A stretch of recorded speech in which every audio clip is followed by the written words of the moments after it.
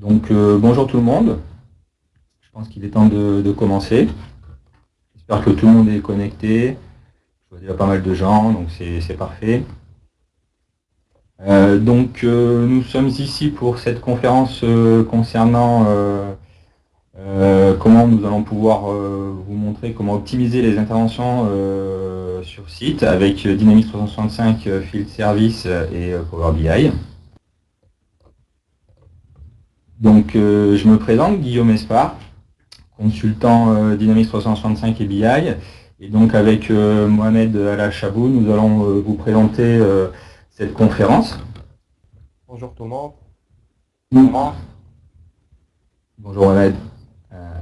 Nous allons peut-être dans un premier temps présenter la société iCube pour ceux qui ne nous connaissent pas encore. Donc nous sommes une société de conseil spécialisée dans l'accompagnement de nos clients autour de solutions Microsoft. Nous avons donc un chiffre d'affaires de plus de 16 millions d'euros. Nous sommes répartis sur 6 agences partout sur la métropole, donc Paris, Nantes, Toulouse, Aix-en-Provence, Lyon et Bordeaux. iCube, c'est plus de 240 collaborateurs à ce jour. Et vraiment, notre ADN, c'est vraiment d'avoir une approche autour des usages, de l'expertise technique et vraiment d'accompagner les utilisateurs dans la mise en place de solutions. Notre offre se décline sur 6 axes, à savoir toute la partie Digital Workspace, c'est-à-dire tout ce qui concerne les postes de travail, toutes les solutions autour d'Office 365, Exchange, SharePoint, etc. Nous avons des solutions autour de la mobilité et des cloud applications, avec des développements .NET et mobilité. Un axe autour de tout ce qui va être la sécurité et les infrastructures, donc avec l'offre Azure et les systèmes d'exploitation Windows. Un axe Data Analytics et Business Process, donc qui va plus nous concerner aujourd'hui sur cette conférence. Donc on va retrouver toute l'offre BI, Dynamics CRM et Azure Machine Learning. Et également donc deux axes Digital Experience et Change Management autour de l'offre Soyuz qui permettent d'accompagner les utilisateurs dans les changements et l'adoption des solutions que nous vous proposons. Donc nous sommes en étroite collaboration avec Microsoft et nous sommes Gold Partner cet éditeur. Voilà pour la présentation d'iCube. Donc je vais vous présenter un petit peu de manière sur quelques slides le scénario qu'on va vous proposer ensuite via des vidéos qu'on a enregistrées de manière à avoir quelque chose de fluide et de facilement présentable. Donc le scénario se compose d'une simulation en fait d'un fournisseur de services de climatisation. Donc on va imaginer qu'on est ce fournisseur de services de climatisation. On va avoir deux acteurs qui vont interagir sur ce scénario, le gestionnaire de compte et un technicien. On va imaginer que dans ce scénario, le client ce sont les agences iCube. Et donc l'objectif du scénario, c'est de suivre l'intervention d'un technicien suite à un incident de température dans une des salles serveurs d'une agence iCube, et l'agence, ce sera l'agence Sud-Ouest par exemple.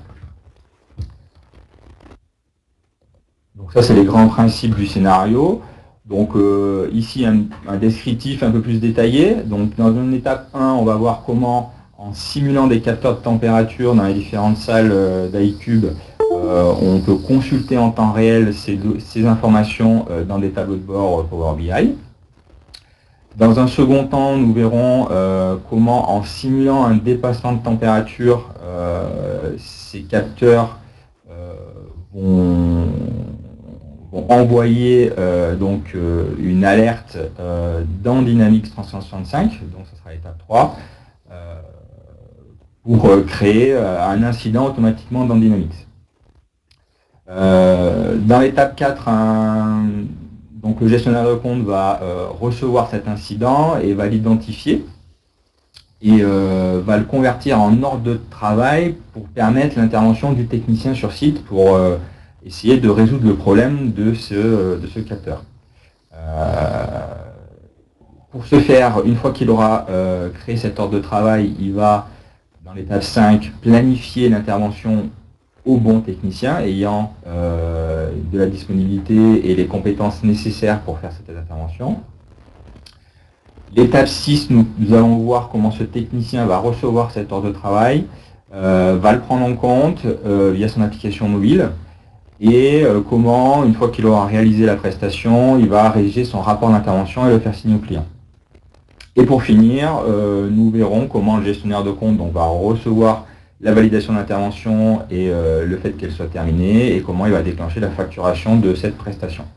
Donc voilà, un petit scénario qui part de capteurs qui remontent des informations d'IoT jusqu'à l'intervention d'un technicien et la facturation de la prestation. Un petit schéma d'architecture pour vous montrer comment le flux donné va transiter entre les différentes briques qui vont être utilisées. Donc le point de départ, la simulation des capteurs va se faire depuis une application Universal Apps qui va envoyer de la donnée toutes les secondes de différentes valeurs de capteurs. Toutes ces données vont être ensuite envoyées via les différentes briques de Microsoft Azure, à savoir l'IoT Hub qui va collecter ces informations. Il va les dispatcher vers Stream Analytics qui, lui, va soit les stocker dans des bases de données SQL, ou les envoyer sur des dashboards Power BI, ou troisième possibilité, de les envoyer vers Dynamics 365 et Field Service via le service bus et la brique Logic Apps. Donc voilà grosso modo toutes les briques utilisées dans ce scénario. Donc écoutez, je pense qu'il est temps de vous faire la petite démonstration. Allez, c'est parti, je diffuse. Donc ici, vous voyez, nous avons une petite application Thermo IoT qui simule des capteurs de température dans les différentes agences iCube, Paris, Ouest, Sud-Est, Sud-Ouest et Est. Donc là, tout est à 20 degrés, mais en jouant sur le petit slider, on peut régler les différentes températures dans les différentes agences. Voilà. Et toutes ces informations vont être remontées en temps réel, par exemple, vers un tableau de bord Power BI. Donc ici, sur ce tableau de bord, vous voyez dans la partie gauche un graphique sous forme de courbe des températures moyennes de l'agence Sud-Ouest. Donc là, après un petit rafraîchissement, vous voyez que la température moyenne de 39 degrés est bien remontée sur ce graphique-là. Une seconde manière de présenter l'information, c'est par exemple de mettre ça sur une map. Donc on repère facilement les différentes agences avec, vous voyez, en positionnant le curseur, les informations de température moyenne des différentes agences. Voilà, donc Sud-Ouest, 23 degrés. Et à Nantes. Voilà. Donc voilà, différents types de traitement de l'information par Power BI sur ce qui remonte depuis les capteurs IoT. Donc là, dans le scénario, on va simuler que sur l'agence Sud-Ouest, nous avons une température excessive dans la salle serveur. Donc voilà, on fait monter le capteur à 75 degrés, histoire de générer un pic de température. Et donc la règle métier que nous avons maquettée, c'est de dire, au-delà de 60 degrés, ça va générer un incident dans Dynamics Field Service. Donc ici, sur les incidents, je rafraîchis ma liste d'incidents et je vois un incident qui a été généré et qui vient d'arriver. Donc c'est bien un incident qui arrive de l'agence iCube Sud-Ouest. Vous voyez en haut à gauche. C'est bien une alerte IoT dépassement de température.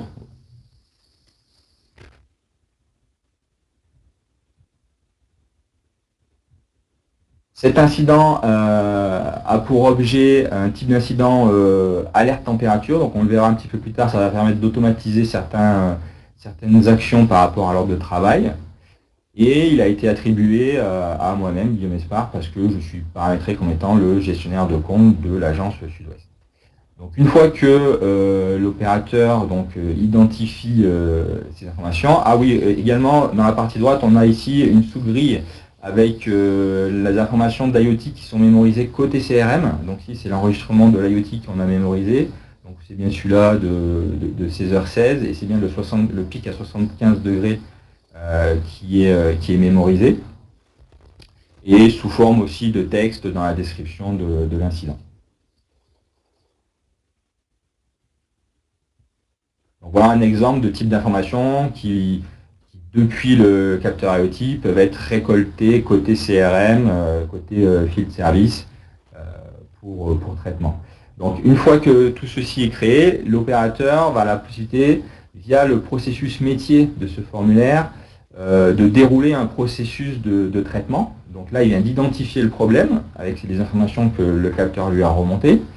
Il aura la possibilité soit de résoudre tout de suite ce problème, donc en avançant dans le processus métier, il peut essayer de le résoudre par lui-même. Vu la nature de l'incident, dans notre scénario, on privilégie plutôt l'intervention d'un technicien. Donc on va passer dans l'étape pour créer un ordre de travail, donc, comme ceci. Donc ça va transformer cet incident en ordre de travail, en récupérant un maximum d'informations de l'incident. Donc vous voyez, on va récupérer le compte de service, l'agence iCube Sud-Ouest.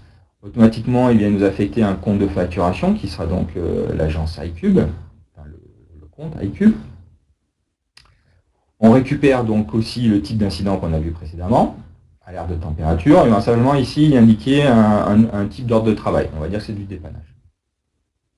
Le fait qu'on ait mis donc le type d'incident principal, alerte de température, ça va venir nous renseigner automatiquement dans cette sous-grille les tâches relatives à la résolution de cet ordre de travail. C'est-à-dire on va pré-renseigner pour le technicien les tâches à réaliser, comme la tâche d'inspection, faire un relevé de température, mesurer des débits d'air et ne pas oublier de faire récupérer la signature du client. Et de plus, on pré-renseigne l'ordre de travail avec une tâche, une prestation de type dépannage climatisation qu'on estime à cet instant à 4 heures et à 200 €. Tout ceci est pré-renseigné.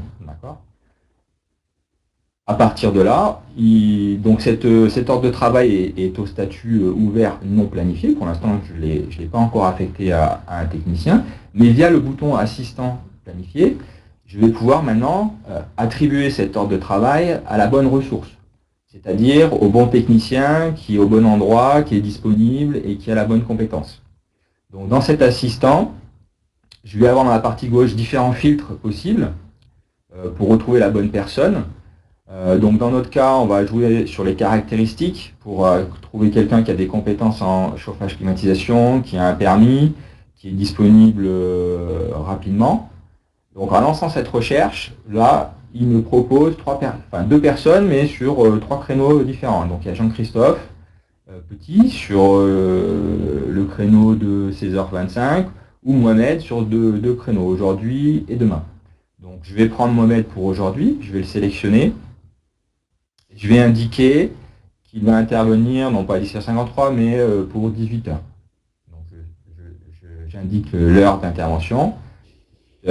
Et je valide ma planification.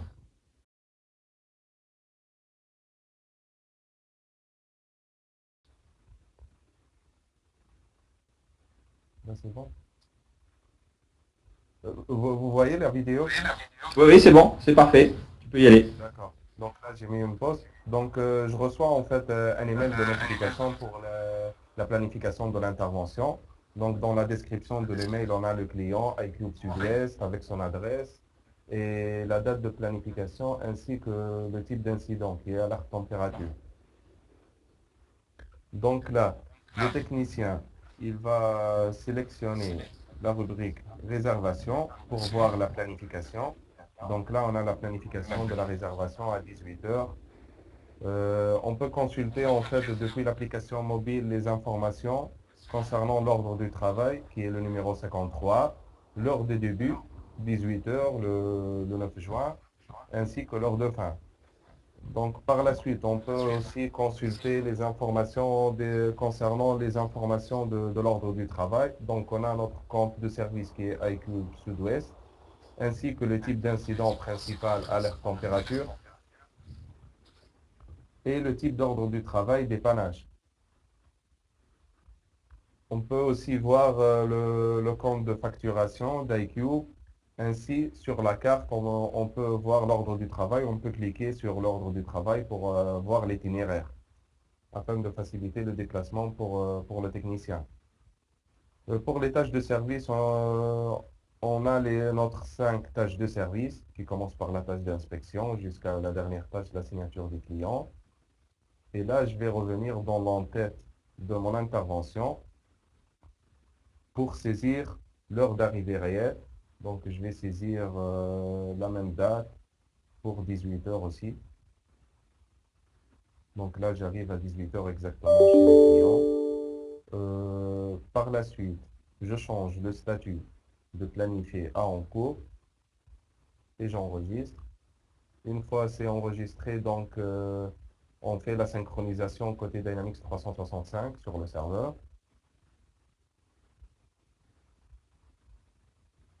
Une fois c'est synchronisé, donc je peux consulter au niveau Dynamics 365 que mon ordre du travail est passé au statut en cours, donc avec la couleur orangée. Voilà, notre ordre du travail 53. Et donc là, on va réaliser les tâches de l'intervention. Donc pour les tâches de l'intervention, on a nos 5 tâches d'intervention. Je vais commencer par la première tâche qui est la tâche d'inspection. Donc j'ai terminé cette tâche-là, je passe le pourcentage accompli à 100% et je vais saisir l'heure et la durée réelle. Donc c'est 1 heure. Pour le relevé de température, c'est pareil aussi pour toutes les tâches. Donc une fois c'est terminé, on passe le pourcentage accompli à 100%. Et je peux prendre en photo le relevé de température. Bon, dans ce cas-là, j'ai pris juste une image avec l'application. Donc j'enregistre et ça sera pareil en fait pour toutes les tâches de service. Par exemple, pour cette tâche-là, mesurer des de l'air, donc je passe à 100%. Et pour le reste, en fait, c'est pareil pour toutes les tâches. Donc, une fois j'ai enregistré toutes les tâches, je détecte qu'il faut changer le produit qui est notre capteur. Donc là, je saisis le produit qui est Daikin, le capteur de température. Je passe la quantité à 1, qui est la quantité à facturer, et j'enregistre. Donc là, on va facturer par la suite ce produit-là. Et je vais saisir la durée du service. Donc la durée standard pour le dépannage de climatisation, c'est 4 heures. Donc je vais passer le statut à utiliser et je vais saisir la durée et la durée à facturer. Donc c'est 4 heures et je vais enregistrer. Donc là, on va facturer aussi le service de dépannage de climatisation. Donc une fois j'ai tout saisi, j'ai tout fait, donc je récupère la signature du client et je monte dans l'entête de mon intervention pour passer le statut de réservation à valider. Et j'enregistre. Donc là, il faut que je saisis l'heure de fin. Donc pour l'heure de fin, donc je vais noter que j'ai terminé mon intervention à 22h35. J'enregistre mon intervention et c'est bon, on a l'intervention qui est validée. Donc si je reviens à Dynamics 365, on a l'ordre du travail, là 53, il est en cours, donc je vais actualiser. Et on va voir que l'ordre du travail il est de couleur bleu ciel, donc c'est validé. Donc une fois que le technicien a réalisé son intervention, donc on va voir désormais de nouveau du côté du gestionnaire de compte, comment il reçoit cette information du terrain comme quoi l'intervention est terminée. Donc c'est notre première petite vidéo. Donc en tant que gestionnaire de compte, il reçoit un mail de notification comme quoi le technicien a terminé son travail et qu'on peut procéder à la facturation. Donc on bascule dans Dynamics 365. Dans les ordres de travail, on ouvre l'ordre de travail où on constate que cette prestation est terminée.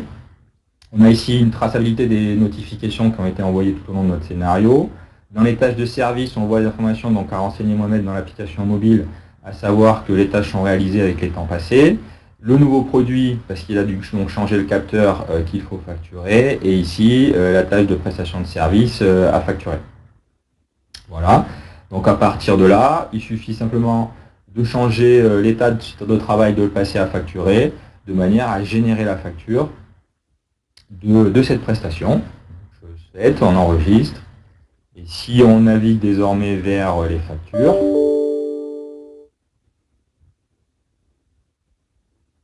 on va retrouver une autre facture qui vient d'être créée, avec les éléments de facturation, bien sûr, inclus à l'intérieur, à savoir, donc c'est une facture pour iCube, qu'on a donc le forfait de dépannage les 4 heures à 240 €, le produit changé, donc le Daikin, le capteur de température, à 173 pour un total de 413. Voilà, et donc nous avons bouclé la boucle de notre scénario.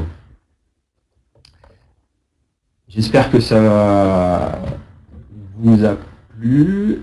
On va passer sur l'étape, sur les slides. Donc on souhaite vous présenter quelle est la valeur ajoutée d'iCube sur ce type de solution. Donc Mohamed, je te redonne la parole.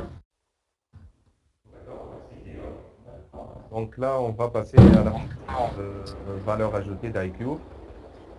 Donc là, on va présenter la méthode Agile Hybrid, qui est la démarche d'iCube. En fait, cette démarche-là, elle privilégie l'esprit d'équipe et elle implique le client au corps de notre métier. Et cette démarche-là, en fait, elle se décompose en 4 étapes. La première étape, c'est l'étape de démarrage. Donc, dans le démarrage, cette étape, elle contient le recensement des informations utiles à l'organisation d'ateliers, l'organisation projet, l'initialisation des outils de suivi du projet, ainsi l'atelier, bien sûr, de kick-off. Donc, une fois cette première étape elle est terminée, on passe à la deuxième étape, qui est l'étape de cadrage. Dans cette étape de cadrage, elle est composée d'ateliers fonctionnels de cadrage des besoins métiers avec les responsables métiers des clients, afin de produire par la suite le backlog des user stories. Une fois l'étape de cadrage elle est terminée, on passe à l'étape de réalisation.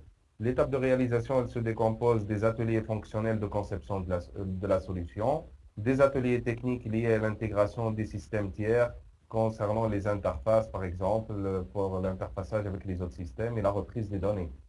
Ça contient aussi les ateliers d'ergonomie et de design pour définir les maquettes ainsi que les designs de nos formulaires dans Dynamics. Et puis, la réalisation, elle va se faire sous forme de cycles courts découpés en lots fonctionnels. Et le passage, en fait, d'une itération à une autre se fait après la validation et après la démonstration chez le client.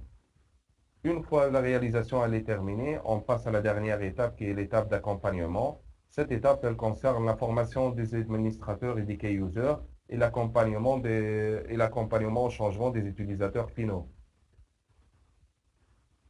Donc, pour les next steps, en fait, ce qu'on peut vous proposer, on peut vous proposer un atelier de brainstorming innovation XRM d'une journée qui va contenir la présentation avancée de scénarios XRM Field Service, le référencement de vos scénarios métiers XRM arbitrage par complexité ROI et la définition d'un périmètre de Quick Win au POC. Donc, pour les livrables, on peut vous livrer par la suite un storyboard priorisant les idées qu'on a détectées à partir de l'atelier de brainstorming et le périmètre du POC. À titre d'exemple, on peut vous proposer des sujets, par exemple, de déclaration d'incidents, des planifications d'interventions automatiques, des interventions préventives sur matériel déployé dans différents domaines d'application comme l'industrie, le bâtiment, le domaine médical, les services et retail. Et merci pour votre attention. Si vous avez des questions, on peut vous répondre là. Et vous pouvez nous challenger dans nos différentes agences. Vous avez notre email contact@icube.fr ainsi que les numéros de téléphone pour nos agences d'iCube en France. Merci pour votre attention.